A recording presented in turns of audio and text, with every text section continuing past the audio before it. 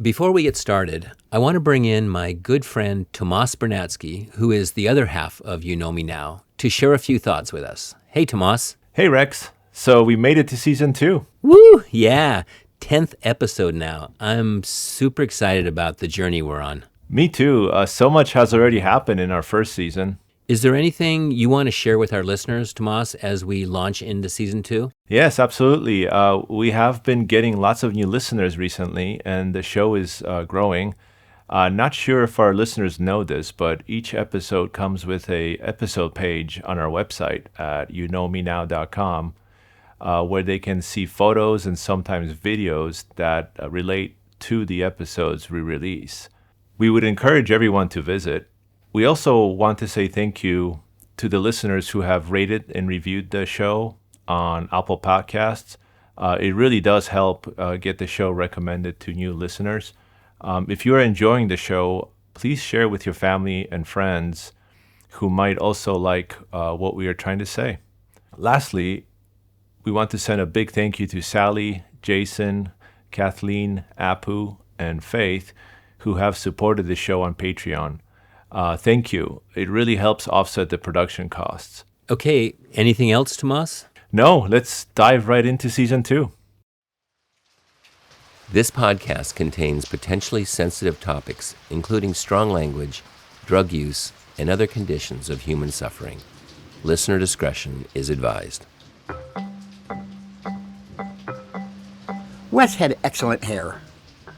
Even when it was salt and peppery.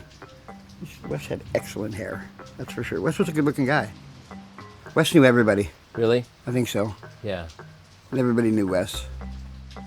I think the first thing I noticed about Wes, he just catches a person's eye. He's extremely handsome. He catches everybody's eye because he stands out above the rest. But what kept me just continually seeing him and enjoying him and being his friend was that he is a beautiful person inside. One night I saw him in Fremont, and I was heading to a place where I lived where I was having some troubles, and he said, "Brenda, here, I've got to show you this," and he got me to slow down, and he took me into the church there, and he took me up the stairway, and then he said, "We can just sit here," and he just let me just relax and not have to talk, not have to say anything to him. I mean, he was just a friend, a good friend. He kind of knew when people needed their moments, especially being out on the street. It's constant. Wes was full of love, that's for sure. Wes, I don't know if I ever saw Wes really angry. I've seen him disappointed before. And Wes always would try and want to get something going with me musically, but he was really inexperienced, and so I always, kind of blew him off, which I wish I hadn't done now, but it's kind of things that happen when people pass. You wish you were nicer. And I wish I was nicer to Wes. He deserved it. I tolerated him more than I engaged him, and I shouldn't have been that way with him. I'm Rex Holbein, and welcome to You Know Me Now, a podcast conversation that strives to amplify the unheard voices in our community. For the past 13 years, I have met and spent a great deal of time with thousands of folks living homeless. Through those conversations and friendships, I learned how destructive and baseless the dehumanizing effects of the negative stereotype are against ordinary people who are really just like you and me. In these episodes, I want to remind all of our listeners that the folks who share here do so with a great deal of vulnerability and courage. They share a common hope that by giving all of us a window into their world, they're opening an increased level of awareness, understanding, and connection within our own community. There were 310 homeless deaths in 2022 in the Seattle area, a 65% increase over the previous year. Fentanyl-related overdoses accounted for more than half of those deaths. 35 people died from natural causes, 10 died from hypothermia or exposure, and 7 died from suicide. The average age of death was 48. Those are all tragically horrible numbers. It's hard to get your head around them. to even know how to feel. When talking about homelessness, it is easy to get lost in the numbers, in part because the numbers are staggering, but also the numbers are what get reported on. We hear more about the numbers than the actual people the numbers are about. Now, most of us have not been homeless and have also not spent a great deal of time with someone that has experienced homelessness, meaning we do not have firsthand knowledge about homelessness. Therefore, we rely on secondhand knowledge. And for the most part, secondhand knowledge on homelessness is the negative stereotype. Furthermore, without firsthand knowledge, we have nothing to push back on or challenge the negative stereotype with. For this reason, we readily adopt it and, over time, believe the views are our own, forgetting that they were given to us. In this episode, we want to share about one person who lived chronically homeless in Seattle, just one of the 310 that passed away in 2022. His name is Wesley Charles Green. He was just 46 years old when he died. The cause of death was listed as systemic hypothermia with acute combination of drug intoxication, including fentanyl and methamphetamine. The night Wes died, the temperatures were in the 20s, and he was found without enough warm clothing. In that Wes is no longer here to share about himself, you'll be getting to know him through his friendships, defined by the feelings of those that were in his life and did get to know him. He talked a lot about his parents. I have for years wanted to meet these two people. He talks about him so loving his mother and his father and about how extremely intelligent they are. But I kind of gathered that because Wes, it's like he has a great knowledge of physics. I don't know if it's schooling or just what it is. He studied on his own. I really don't know his history in that, but emotions. He's like the yin and yang of that too. Usually when somebody's analytically minded, they're not so emotionally in tune, and he was just like a whole package. He was balancing it all. Was, and he's just this amazing person that happened to be homeless. This is Brenda, who you heard at the top of the show. She has been in and out of homelessness herself for years. Brenda and Wes were good friends. There was a great deal of respect and care given in their friendship as each navigated their own struggles. I never saw him like hanging out. He was kind of a loner, but yet he knew everybody. And I'm finding that out now as well, because people that are in a group way over there, he knows this eclectic group of people that you would never think knew each other, because he presents himself to people and he's unforgettable. Partly, my experience is not only was he attractive, he also went out of his way to dress sharp. I loved it because it was kind of it's an office with a punk rock. He'd have like the perfect socks and shoes and then some ripped up jeans, but perfectly ripped up. And then, like a collar shirt, but it's wrinkled, or something, like he meant it to be that way, Yeah. I mean. And usually a very nice jacket. Always a nice, like a sports jacket or a long knee-length coat. Yep. Or something with big buttons or whatever. He was a shoe guy and a coat guy, and that's the best thing to be in Seattle, layers. And he dressed so good. Yeah. And then with all that was this intellectual conversation that he seemed to always want to engage people with. It was amazing because he's one of 3 people I could think of that can really get deep. And his vocabulary I just admired it so much. I mean, he would pull words and I'd be like, what does that mean? And I thought mine was okay, but he can, a lot of people are turned off by, on the streets. They're just like, well, I don't understand that or anything. I was so intrigued by his vocabulary. His parents I'm sure they had a huge part of that. And he was so eloquent. Eloquence is a really good word for Wes, I think. I don't know actually quite how he did it, with the roughness of homelessness and the uncertainty constantly every day of it. He somehow was able to keep that fairly together. And look good and, and be happy. A lot of people, you could see their good days and their bad days. Everything shows. Like I said, you never really have any privacy to the outside, world. But he I don't care which spot I saw him in, but there he was, standing there, all dressed up and ready to go, and just doing his thing, and he was such a necessary part of my life. And he is going to be so missed. Prior to meeting Wes, I had seen Wes around my neighborhood in Magnolia for several years. And he was, he always popped up at different little convenience stores. Like he'd be sweeping in a parking lot somewhere. And I'd be like, what is going on with this guy? Like, he's kind of dressed nicely, but he's sweeping in the parking lot. I don't know. And so I just always, I always wondered about him. That was Mindy sharing about Wes. She lives in the Magnolia neighborhood in Seattle. Mindy befriended Wes about 6 months before his death. While his passing is still very emotional for her, she agreed to share about him and their friendship. One day in August, I was out walking my dog in my neighborhood, and I heard this kind of loud noise from the bushes. So I decided to cross the street, and I went over and I said, "Are you okay?"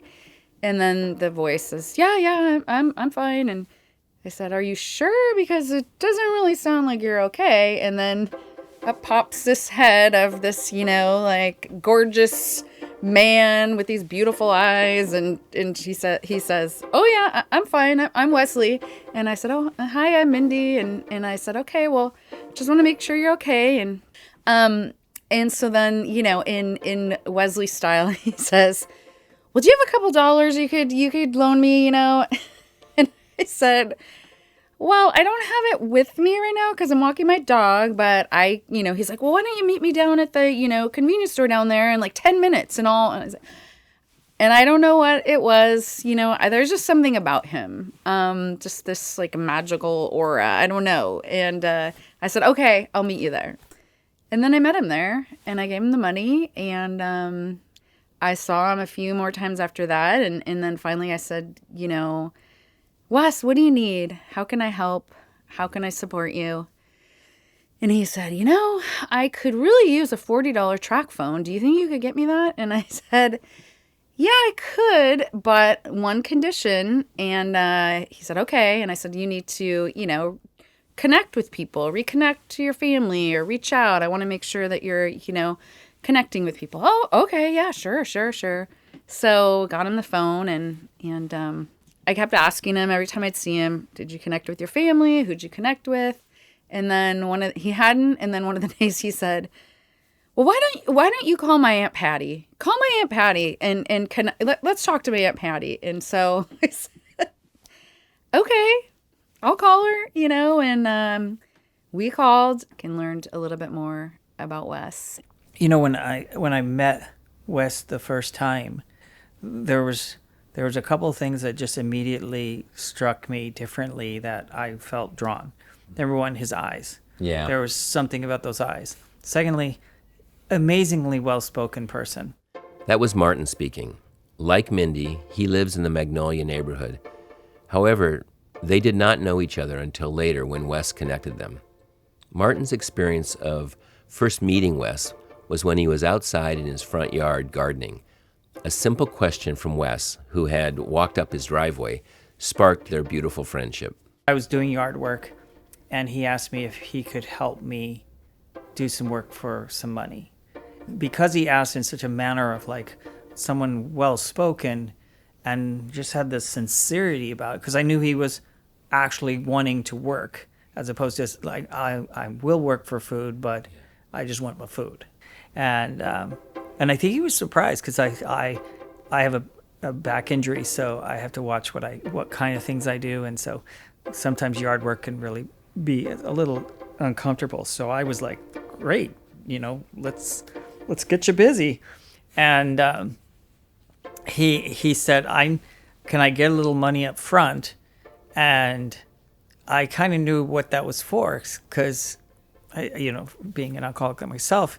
And he says, "I just want to go to the store." And I thought, dude, I get it 100%, because so Been there, done just, that. yeah, go get what you need, whatever makes you feel good and get you going, then let's do that. So of course he was back in a few minutes and just killed it. I mean, the precision of the work that he did. He trimmed and then swept, and I mean, I was just thinking, I'm done. But he was just here for a while. I want to just point out or pause for a second on that little moment where, you decided, yes, go ahead, go to the store, right? Because that's a big moment. Because I would guess, take 10 people, 8 would have said no.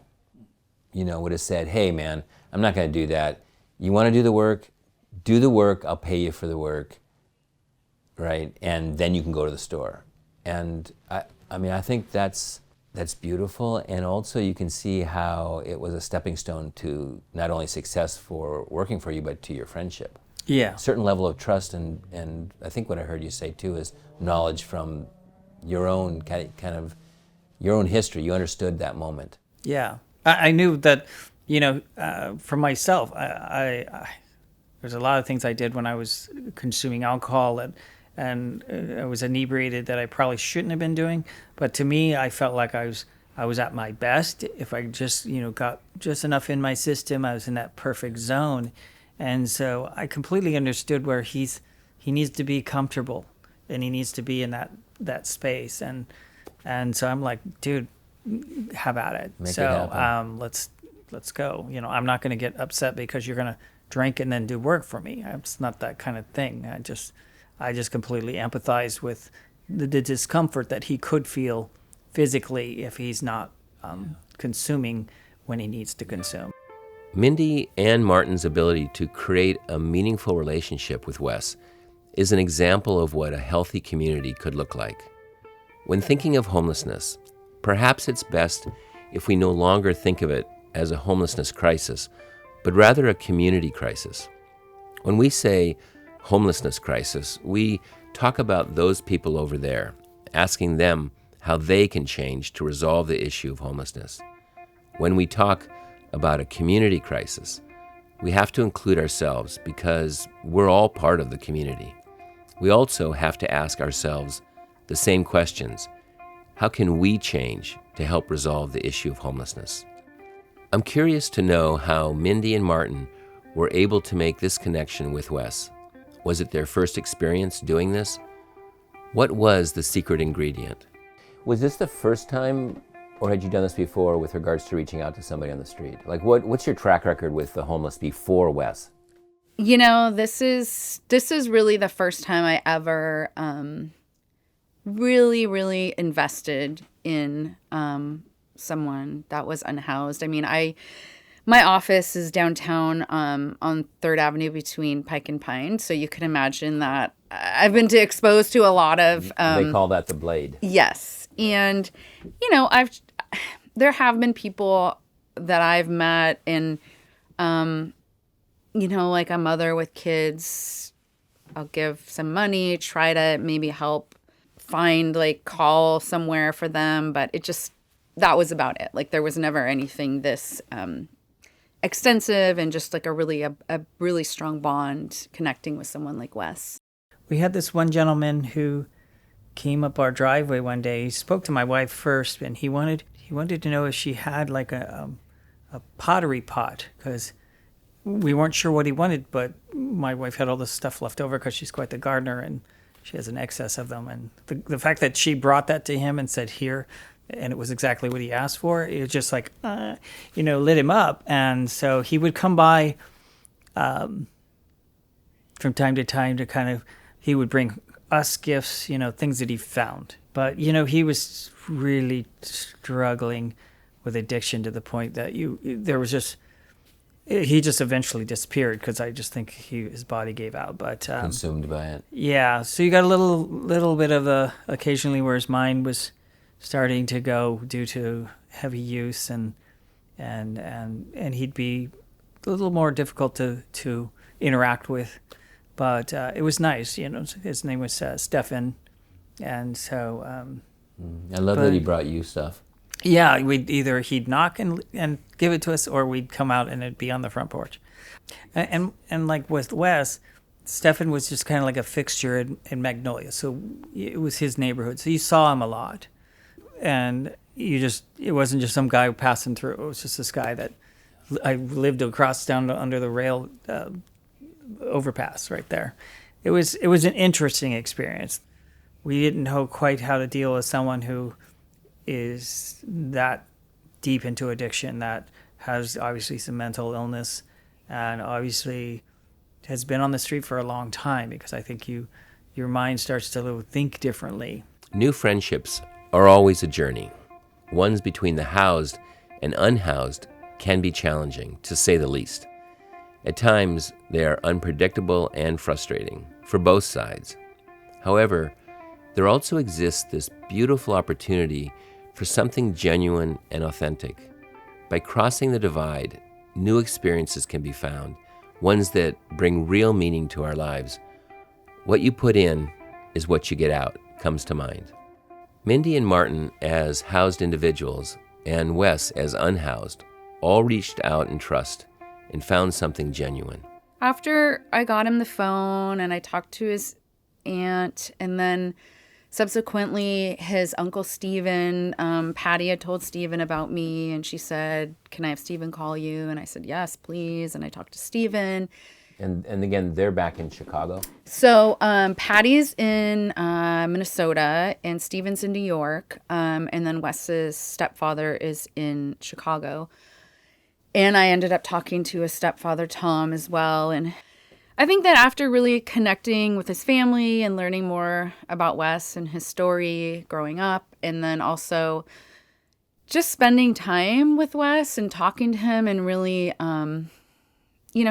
he really told me a lot about his life and growing up and what he had gone through. And he really, to me, was interested in trying to change his life and get to a better life in terms of housing and mental health and treatment for addiction.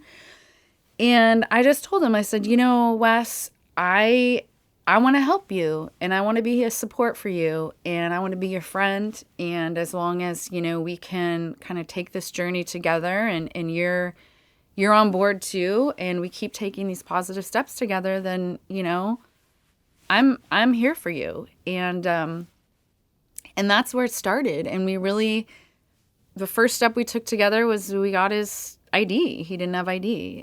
It's funny, and Wes got on this, and at first I was uncomfortable with it, but he would call me his sponsor because he'd get going on stuff, and then I'd give him ideas, and let's get organized. And because he'd have these little moments where he's like, I got a new idea for a business.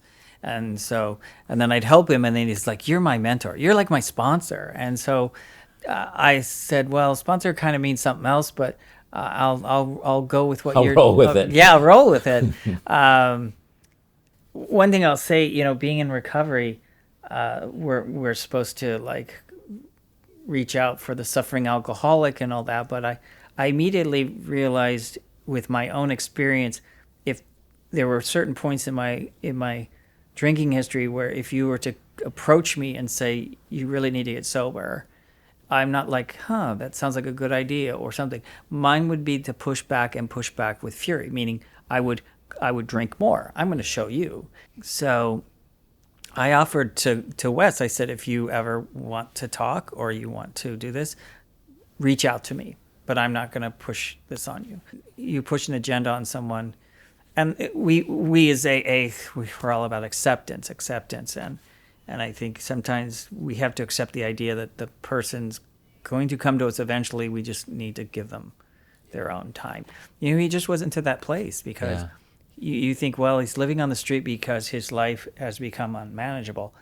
What took me a while to understand, and finally, at one point, he had a little conversation when we were having coffee one day in a shop, and he kind of explained his whole wanting to be on the streets, his view of the world. And with that talk of this is the way I see it, as opposed to I choose to do this and I want this. He just kind of expanded my mind all of a sudden. I was like, oh, and now I totally get it. He was just a free spirit, and he's comfortable and happy with what the exchange is, what he has to give up, and some of the discomfort he has to live with, cold and hot and sleeping on concrete and this, because all the benefits, all the things he wants supersede that. And so I wonder if there was a condition where he would have been able to hold on to all his wants and still be inside. And the reason I ask that is, I've met truly at this point thousands of people that are homeless, and nobody ever chooses or wants homelessness because homelessness equals suffering. Yeah. But I wonder, but things get trumped, like you just said, well, I have authority issues, or I have anxiety, or it's more important for me to take care of these things than to actually be inside where I can't actually address those things. And I wonder if Wes was able to visualize a world where he could be inside and still have those needs of his met. I wonder if the Venn diagram ever overlapped where some place existed, or if it just wasn't conceivable in his mind. I don't know if you had any conversations like that with him. No, but I somehow felt like being outside, he felt like it was his way of being in control. And my wife and I, and she's a big advocate for the West, we would have these discussions from time to time where she says, well, you think if we had him come in and he could sleep down in the room in the downstairs? And I said, well, I'm going to tell you this, that Wes has created a routine now. So he gets up at 3 a.m. because that's when his mind wakes up. That's when he's journaling and he's texting you. Gears are moving. Yeah, he's texting you or emailing you at 2 a.m. or 3. And so I know he's up and moving. I'm not sure you want to have someone walking around our house at 3 a.m. because it's not like he had bad boundaries. He just wouldn't always think, well, maybe I shouldn't go upstairs where they are while they're sleeping, So, that might have sounded a little mean, but I just knew that... No, there's a practicality to that, too. We were trying to figure out how we could plug him into a more comfortable situation. One of the difficulties getting close to someone outside is that you begin to care for them. Caring changes everything. It's hard to not go into the fix-it mode. And when at night, when you put your head on your pillow and the rain is pouring down, it's hard to not have your heart hurt. I asked Mindy about this, how she navigated the difference between her living condition and Wes's. He would just text me or call me, and he'd be, I'm at Fisherman's Terminal, or I'm at the PCC in Fremont in the garage. So I would go get him, and he would pack his stuff into my back of my car, and we would just drive to appointments, or I would take him on errands with me a lot, because I wanted, I was like, he wants to just be in the car and be warm, or just talk, or, he would even sleep in my car sometimes when I would go, I went to University Village one day, I had to do a bunch of things, and he slept in the car in the garage. Yeah, and you met him in August, which means you were the first month or two, end of summer, but you were heading into winter. Exactly, yeah. And that was one thing that I always told him, like, hey, we're working on housing, and we really need to, focus on this because the weather's turning. It's going to change, yeah. You makes you tear up because you know that he slept in concrete garages and places that were pretty cold. Yeah. And I always, I felt, sorry. It's okay. I always felt so guilty when I would spend the day with him, and we would, I'd take him to the doctor, or we'd have lunch at Burger Master, or, we were always going places to get lunch or food or dinner and going to appointments, and we'd have a great day, and then, I'd drop him off in a garage, and I would go home. And it just felt really bad. Yep. I'll share an insight that, over the years, getting to meet a lot of people that are homeless, and that is that it's really a proximity problem, right? Like if you're at a fine dining place with your sweetheart, and you're enjoying this incredible meal, right? And at the very same time, somebody's under a bridge somewhere, in this city, a lot of bridges, a lot of people, and they're suffering. you can still enjoy your meal because they're not close by.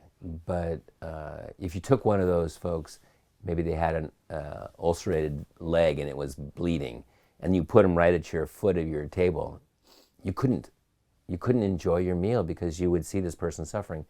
And I think, that's what you've done by reaching out to Wes, is you've closed the gap, right? Like you brought yourself close, and now you're emotionally part of his journey, right? Yeah. Somehow I think we all have to come closer so Yeah. that we can know how to act and know how to feel, appropriately. Wes, he made my life richer, and he brought a lot of joy to me. And, we would have fun. We would be in the car, and he would play all this different kinds of music for me. And he would change all my stations, do all the presets, all his stations that he liked. And we would dance to like Michael Jackson PYT, and he would, play songs that he told me his mother loved and they would listen to. He would ask me, Mindy, can you buy me a basketball when we're at Fred Meyer looking for shoes? And I was like, Wes, how are you going to carry this thing around? Like it's not going to fit in your bag. Come on, please just, And I said, okay. I said, well, I'll buy it for you. Then you show me some moves. You're bragging about it all the time. Let's go to the park. Show me some moves. And so we went to the park in Ballard, and he was a very talented athlete, and he still had some moves. He was doing it. Like I said, I take him on errands all the time, and I was getting ready for this Seattle Animal Shelter auction that I was on the committee for. So I was one day picking up all the different auction items and stuff, and he came with me, and he was super excited, and he helped me. And I mean, it was probably like 4 hours we spent that day picking things up. And then we got to the Nordic Museum in Ballard and dropped him off. And then I had a picture backdrop that we needed to set up. And I said, okay, Wes, you do it. You put it together. I don't, And he was so great with things like that. He was so handy, and he was focused and engaged, and he just went for it, and it was perfect, And he was really proud, and he was really happy. And I remember that. So that day I took him, back to Magnolia, and then I went to the auction with my husband, and got this email when I was at the auction, and it was from Wes. And, he said, oh gosh, Mindy, this was, it was such a great day. Thanks for bringing me with you. And he said, I have more to offer, Thanks so much, my friend. And I was sitting at the auction, at the table with all these people, and I was reading this email, and it just really like got to my heart, because I was like, this person is, really, really, he's a person, he's a real person, and he is doing these things with me, and I know he's trying, and it's just so hard, there was just so many things that he was struggling with.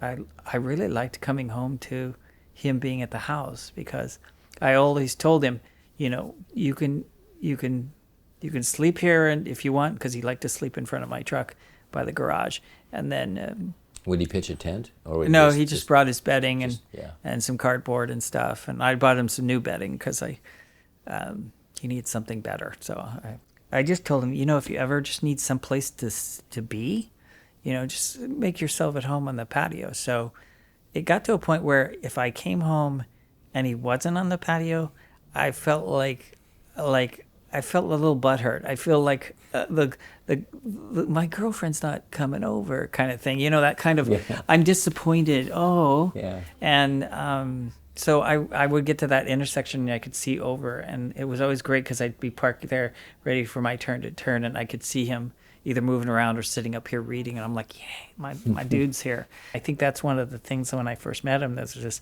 sense of ease that I felt with him, and a sense of extreme trust. And he really was very conscientious of, he had very good boundaries in knowing that what he should and should not be doing. And he said that's one of the reasons he didn't spend a lot of time hanging out with a lot of homeless people or in encampments, because there's a lot of thieving and stuff that he just went so against his nature. Yeah. So he just liked to be by himself. One time he did get kind of attacked by some other homeless, and they took, at that time, his little push cart that he had, which saddened me because he had all his books in there. And he had one book that turned out it's a book I had in high school, and we spent a lot of time reading that and talking about it. And I just was bummed that he lost that book because it was a connection point. Yeah. I don't think they wanted his books, but they just took the whole cart. And that really, that was sad. You know, one of the things that you're sharing, I think, is missed by a lot of people on the in the general public living inside, is that when we talk about the issue of homelessness, we invariably talk about, what can we do for them? Like, what do they need, and what can we do for them? But we don't hear too often what they are doing for us. And, what you're sharing is that he enriched your life, right? Like that you, oh, yes. That you were looking forward to his company, and the things that that you got to share back and forth was equally valuable to you as it was to him. Yeah.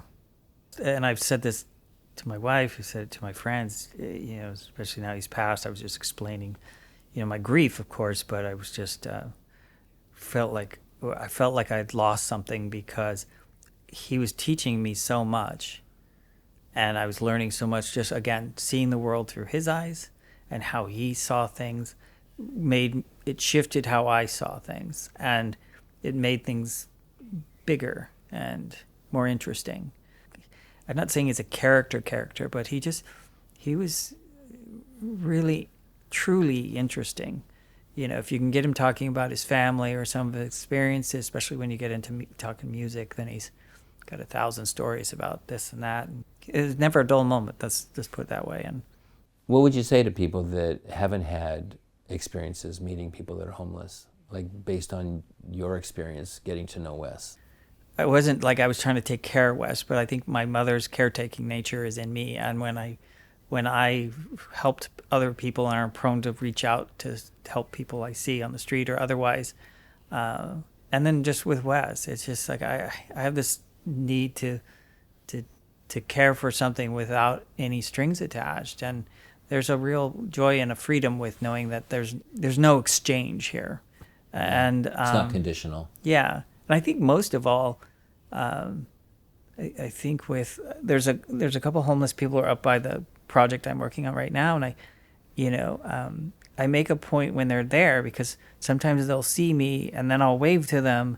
The other day I opened the door because I was working on the front entry of a home, and I just asked the guy, "Hey, how are you doing today?" Because I'm genuine in like, how are you doing? Yep. And I see you, because I think that's a big part, is people are avoiding them due to the awkwardness of having to talk with someone, and maybe they'll ask for money, and so we shut them off and we pretend we don't see them. And I think I've experienced enough feeling disenfranchised myself due to whatever, either alcoholism or just my own self-worth issues. But there's nothing worse than feeling like you're invisible. So I make a point when I'm out and about and I see them, you're there, I see you. If I can help, yes, within reason, and also just giving them a sincere hello, because everyone says, "How are you?" But it's when you have to say, "No, how are you doing?" Yeah, you're actually human to human having a moment. Yeah, because sometimes you could get them at a point where they just needed that acknowledgement. I know that from my own experience. Somebody just says the most minuscule thing to you, but the timing is perfect, and what they said to you is just so minuscule, but it just delivers, and you suddenly, your day, I wouldn't say brighter, but you're turning a corner and putting it in a totally different trajectory. So I'm totally agree with that. Yeah, it's, even if you're not homeless, the power of somebody genuinely saying hello to you. Mm-hmm. Even when everything's going your way and a stranger says, "Hey man, how's it going?" Mm-hmm. Like you can feel it. Like even that, you're like, whoa, that person actually genuinely wanted to say hi to me. And, like there is worth in that. Yeah. There's a lot to that. I know when I come off the freeway off ramps and I lower the window and I say to somebody, hey, how's it going, man? You doing okay? Been doing that for probably 12, 14 years-ish. Not one person has ever said, hey, can I have some money? Because the moment of actually just connecting trumps that moment of saying, hey, I need some money or I need something else. Like it's very valuable currency, connection is. I want to jump in to share briefly about my own friendship with Wes. I first met him back in 2012 when my architecture office was in the Fremont neighborhood. By that time, the office had turned into a drop-in center due to the fact that I had started a Facebook page titled Facing Homelessness. The intent for me was to show people experiencing homelessness as beautiful and worth knowing, just like all of us. It was a call to the community to come closer and get involved with those struggling on our streets. I remember the first time Wes and I met. It was on the covered bench by the canal, right out front of my office. I don't remember who said hello first, but I do know that I have never been drawn so quickly into deep conversation by a complete stranger. And after maybe 2 hours, I finally said, I had to go, but we promised to continue the conversation next time we saw each other. I left feeling exhilarated by the exchange. He was clearly smart, but not just that. He was thoughtful and curious. He was also extremely handsome, and by that I mean captivating. His eyes were strikingly beautiful. A few days later, after another long chat, I asked Wes what I had initially wanted to ask him, but didn't want to sound too eager, and that was if I could photograph him. I was getting pretty comfortable photographing folks living outside, and up until that point, I don't believe anyone had said no to me. So when I asked Wes, he said, no, I don't think so. I replied nonchalantly, okay, no worries. But my inside voice was like, what? Really? Seriously? Because I was really wanting to photograph him. Over the next few months, Wes had figured out that my office was this place for folks living outside to come and gather, to grab a coffee, warm up, use the bathroom, and just chat with friends. In the front room, I had a whole wall-sized board where I put up 4x6 black and white photos of people I was meeting that were homeless. Wes would come in, hang out, look at the photos, but never say anything about it. And then, maybe 4 months later, one day he just walked into my office and said, okay, you can take my photograph. We were both smiling big because he knew I had outweighted him. When Wes came into the office to look through clothing donations, his process was unlike anyone else's. He knew exactly what he was looking for. Most of the time, he didn't take anything. Nothing was quite right. He did have a look. It was this combination of being seriously nicely dressed up with some creative twist. Like the combinations shouldn't go together, but with him they did. I also remember often when Wes would see me outside, he would yell out to me from a ways off, telling me to wait. As he rushed up, he would be pulling a book out of his bag and saying, oh my God, have you read this book? Usually I would have to say no, which was an entry point for him to dive in, telling me something wonderful that he was learning. I miss those moments. For me, it captures the charm and depth of who Wes was. One of the more difficult times I remember was when Wes was banned from the Ballard Library. There was some complaint made against him, and then some further miscommunication, and suddenly he was not allowed to visit. The library wasn't just a warm place for Wes. It was his connection to books and access to knowledge on the internet. He was in a very dark place over it. After some back and forth with library management, Wes was again allowed to visit. And the struggle of it all reminded me how important something as simple as walking into a library is, how easy it is to miss the barriers those experiencing homelessness have to navigate every day. Books, magazines with articles he found special, and family photos were all important to Wes. I started seeing lots more of him once I agreed to store his books and memorabilia in my architecture office. He would show up to drop something off or just to go through a book already there. His presence in my office was something beautiful for me. I asked Mindy to help us better understand Wes's love for knowledge and books. When I first met him, he had a Rubbermaid plastic, container full of books and National Geographics. He loved Nat Geo. And he had a little, I don't know what you call those grocery kind of rolling cart. It wasn't like a shopping grocery cart, but I don't know. He had that in there, and then his blankets. And I was always like, how do you carry all this stuff around? But he loved his books, and he always had his books. And, we'd go to the Ophelia bookstore in Fremont, and he knew everyone there, and he knew everyone at all the libraries. His Aunt Patty got him a subscription to National Geographic to his mailbox at the Ballard Food Bank, and so he was super excited about that, and we would always go pick it up, and he would, get it, and he'd be sitting in the car and be like, "Mindy, look at this," and then he would also, give me presents of different Nat Geos, and he would tell me all about them, and this is for you and Elliot. That's beautiful. Yeah. Makes me laugh to think, I haven't thought of this before, but makes me laugh to think about how many people stored books for Wes at any given moment. I still have a box full in my garage right now. All of a sudden, I could see there maybe there are 10 people out there that have Wes's books scattered around the city. Talking with Mindy and Martin, it reminded me of the saying, "It takes a village." I asked Martin how he and Mindy ended up meeting.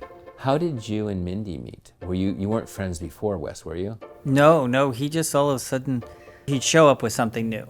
And not something frivolous, it was something he needed, but it was something a little high-end, meaning it's more than a couple bucks. Where'd you get that? He was like, "Look at this." And then just Mindy bought me this. Mindy took me to coffee. I had lunch with Mindy. You should meet Mindy. I talk about you to Mindy all the time. And so one day she was coming to pick him up, and so he's like, "Yeah, come by, meet Martin." So I got her to see his skill sets that I was taking advantage of, and I got to meet her because I'm thinking, not so much like who's this lady giving him a fair shake to, but there was something the way he described what she, her and how she was treating him and stuff. I just thought, this is really unique because she obviously, again, it's kind of like we have a shared experience. I thought maybe she's got it. She saw that thing that I saw. She registered his sincerity and his caring and that he's just a good person at heart, and not to mention, and she had brought it up, just how well spoken he was. But so I just was eager to meet her, and we were. This sounds terrible, maybe. We would compare notes. We would text each other, just saying, "Well, I took him to coffee today, or we went to," and because he viewed her very much as a mother figure. And he would have a lot of this sharing about his family and his past. Where with me, he wanted to share. We would get talking about his books, and I think he somehow viewed me as being an intellectual of something. So his was all about information that he would offer me, So she was more the emotional, and you were more the intellectual. Yes, yeah. So you guys were feeding both of them, yes. Both sides of him. So we would text each other. Kind of to get a balanced look at what's going on with him that day. Wow. Or if he was having some issues or was going through something, I would check in with her, have you seen him? Or if I hadn't seen him in a couple of days, I get really worried. Because I would, I got really into just having him here. He became a family member that I looked forward to. And I know that he moves around depending on the time of the year because he wants to go places like up in Ballard and Fremont where the parking garages are because he can stay. So when he started to not come around as much, and he was having trouble keeping his phone. So it's just like I got slightly disconnected with him, and that really bothered me because it's like when he's would sleep in our driveway in front of the truck by the garage door, I always like to get up and first thing I do is look out the window to see if he's there and is he okay. You know, when I hear you talk about Mindy, it's hard not to think about it takes a village. Like if our communities were structured in that way, like we were all engaged somehow in the lives of somebody that was struggling, what a difference that would be. I mean, quite a profound difference, I think. And what's a shame is that when I talk to Mindy and then now hearing you and others that have reached out, it's like they all feel like they're the ones that got the most out of the deal. Yeah. Right? So it's not like it's a burden or a, something that, a duty. It's actually a gift that is just sitting there for all of us. But somehow we miss it. That's perplexing to me. There's so much that he was giving me just by being there, and it's one thing to grieve a loss because it's someone you love, but it's another thing just there's all this knowledge and all this experience, and a lot of times it's just good to really hear someone's story, their arc. I mean, with Wes, he had his rambling, coming from here and going here and this and all his experiences here in Seattle. And it's just really life affirming because of he seemed to all regard it as just this great adventure. To him, it was a very positive experience that what he was going through, which is great. And I think that's where I had to learn. I kept thinking I got to alter his situation. I've got to alter his thinking because I need to plug him into my existence. And I think at one point I just had this epiphany just to strip that away and just accept him, view the world through how he was moving through it. Yeah. And it brought me a lot of joy because I then started to experience all the wonderful things that he gets out of a day. Yeah. Yeah. He did struggle. I mean, I know the disconnect from family caused a lot of pain for him, and I think relationships in general were very important to him, and the ones that weren't working, I think, pained him. Yes. I don't know if you experienced or have knowledge of that as well. I knew when, say, he'd make a bad decision or something, or do something, and Mindy wasn't altogether happy with him. He'd come to me.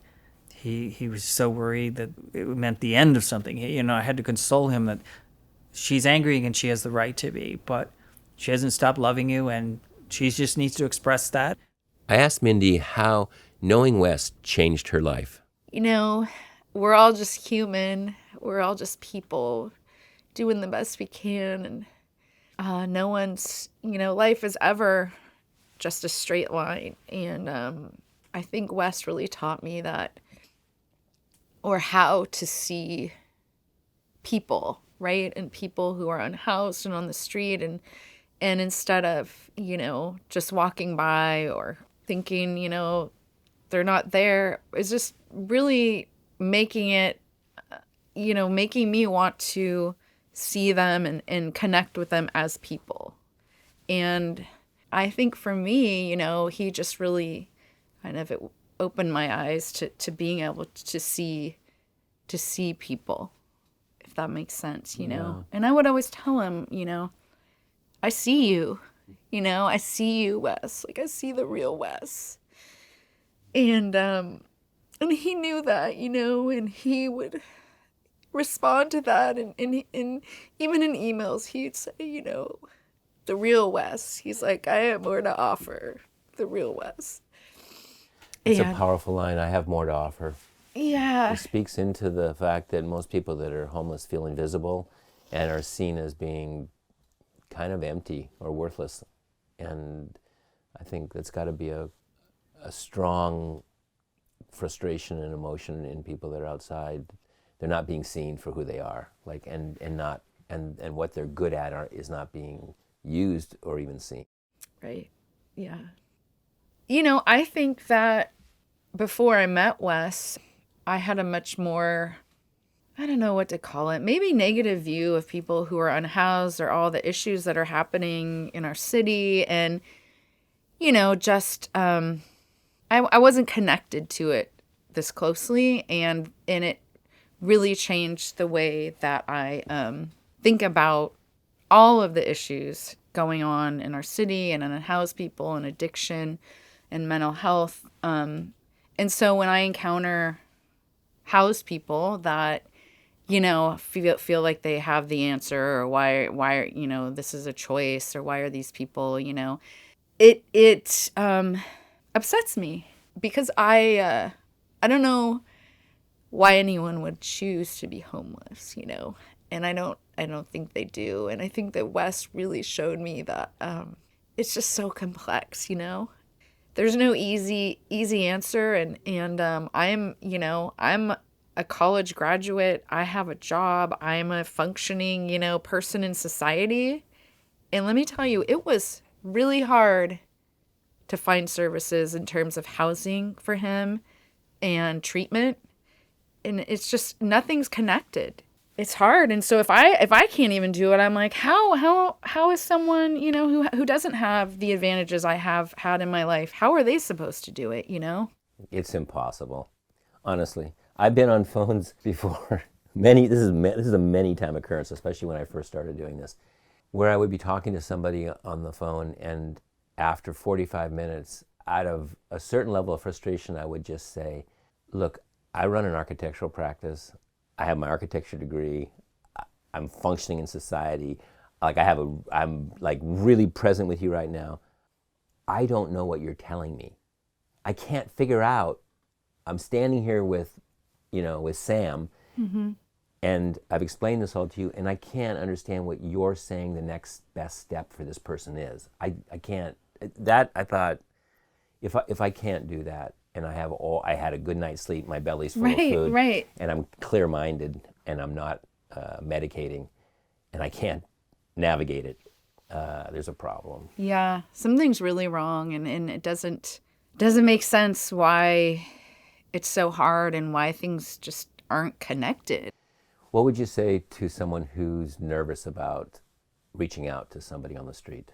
Gosh, I would say just say hello, just ask some questions, just get to know someone. You don't have to invite them over to your home when you first talk to them. You don't have to, give them a ride anywhere in your car. Just take that first step, And I think you'll be really surprised at the response. I think that a lot of times, too, when I have actually, engaged someone who's unhoused, they're shocked. You know what I mean? They look at you and they're like, you're talking to me? You talking to me? Exactly. And then it's a really good experience. And I always try to ask people, what's your name? You know what I mean? Because I think for a lot of people who are unhoused, no one ever asks them their name. And I feel like, it helps them too, because it reminds them like, hey, this is me. And I'm really here. And I'm here. Yeah. Yeah. So who was Wes Green? We know through his friends and his community that he loved books and knowledge. He was thoughtful and caring. He would regularly give his clothing away to those who needed them more. He was genuine and profound. He was very well dressed and very good looking. His relationships with other people meant the world to him. We also know that Wes was using fentanyl, with his intake increasing dramatically at the end. Mindy and Martin were becoming alarmed. It's really the last time I saw him was the night he died. He called me and said, "Can I see you?" I said, "Sure, come by." And he says, "No, I need to see you right now." So I'm like, "Dude, just tell me where, I'll be there." He was really despondent because him and Mindy had an argument about him and taking fentanyl and being irresponsible. And I kept reassuring him that, it's okay. Our anger is an expression of our fear and our concern. We don't know how to process it. And I told him, I said, I myself have lost too many people to addiction. I said, I can't lose you. I can't lose you. I just want him to know that just because we're unhappy with something doesn't mean we don't love him. And he seems to he would get really fixated on this kind of like, this is the end. And I'm like, dude, no, this is what goes on. This is what happens with people. And there's just this weird vibe I was getting, at the time. And he wasn't feeling well because he had done fentanyl the day before, and that really made him sick. And so I knew that the frequency by which he was taking it was increasing. And I knew probably at this point he's addicted because, he'd been messing with it for a couple months now. And I haven't had, say, a chemical dependency to be able to commiserate with that kind of unique craving, that kind of unique physical and emotional pain that it brings. I told him, I know that I talked to you about stop drinking, but I don't care about that. If we could just put our attention to this one thing. Again, I just begged him. I just can't. Sounds selfish. It was just like, I can't lose you. You are too important to me.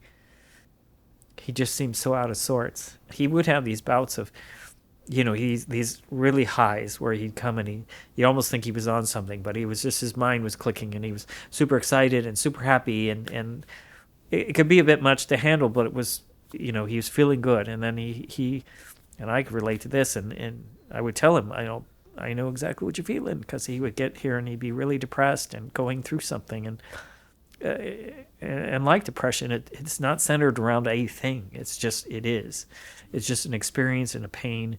It's not anchored to anything. And so that's where it confuses us, because we think that, this happened, so therefore I'm feeling poorly. It's just you feel poorly, and it's confusing and painful, and so that's when I'd really take time off to spend a day with him, or tell him to stay around the house. I'll be back later, or I take him with me on my projects, and just keep him close. If he wanted to talk, I was there, but also just, I don't know, I just loved him and I worried. I just, again, wanted to know that I completely understand what he was going through. And he's not alone. And I know none of that makes sense. Not what I'm saying, but what he was feeling, it doesn't make sense to you. That's what's... Depression is so weird, because it's occurring in it. It's just... It's not grounded in anything. It's just there. Both Martin and Mindy are deeply affected by Wes's passing. I asked what they would like to say to Wes. What would you want to say to Wes? I would want to say that I love you, Wes, and I'm sorry that we couldn't get you into the treatment program that day, and that, we were in the middle of a disagreement the last time that I talked to him, and I'm sorry that I couldn't do more, I'm sorry. And I also would want to tell him, thank you for bringing just so much richness and joy to my life, and for allowing me to know and see the real Wes.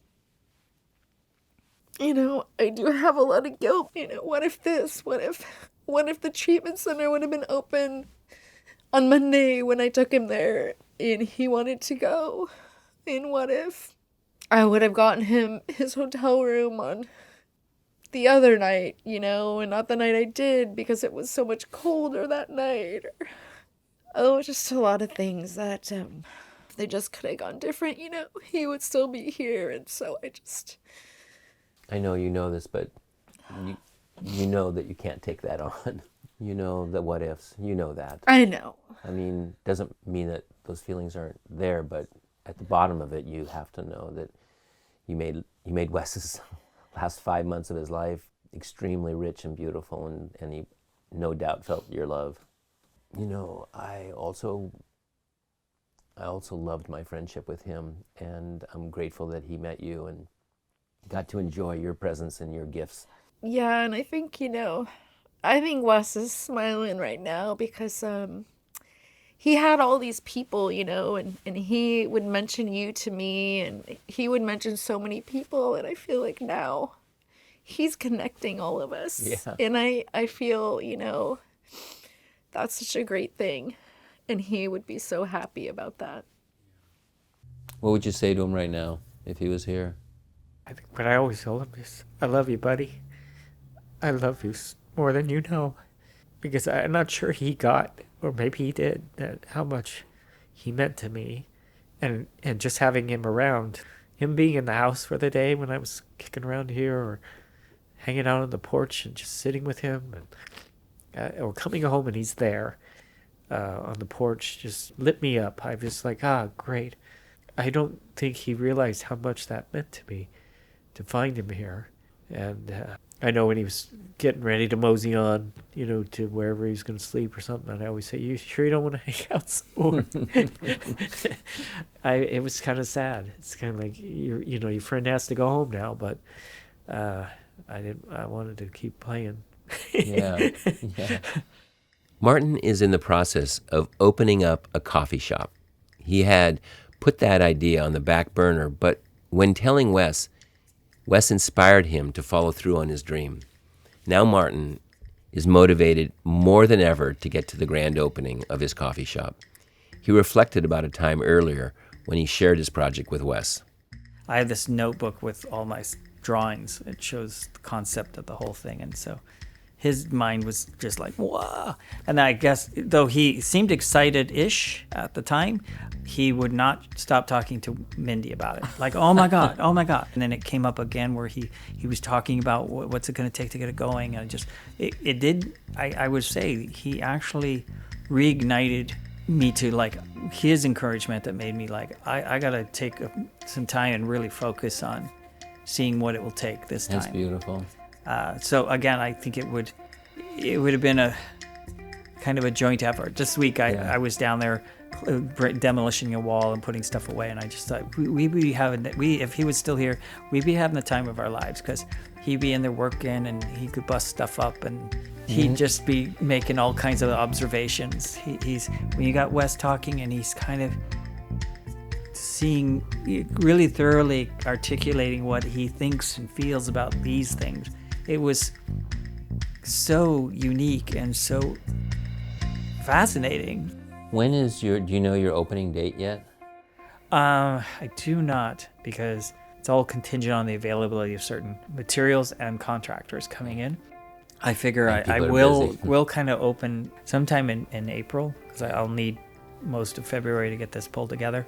And I have kind of thought about, what I'm going to do when I open for people who are like Wes, who just maybe they do want to come in. Maybe they want something, but they don't have the means, but at least they get something. I just thought I'd always be offering them a cup of coffee or a water, and my mind just keeps getting stuck on one point. Is just that I so wanted to just have Wes's table for that, he'd always have a place to come and sit and be for all day, and just because sometimes that's all he wanted, to be someplace and quiet and spend time with his books. You Know Me Now is produced, written, and edited by Tomas Bernatsky and me, Rex Holbein. We would like to thank Dizzy, Martin, Mindy, and Brenda for taking the time to speak with us. Also, a special thank you to Wes's family, who helped us understand his early years. There will be a memorial for Wes at the Fremont Library on April 22nd from 1 to 3 p.m. It is open to the public, and we hope you'll join us. You Know Me Now has a Facebook and Instagram page where you can join in on the conversation. We also have a website at www.youknowmenow.com, where you can see photos of Wes as well as read other stories of folks we feel you should know. Thanks as always for listening.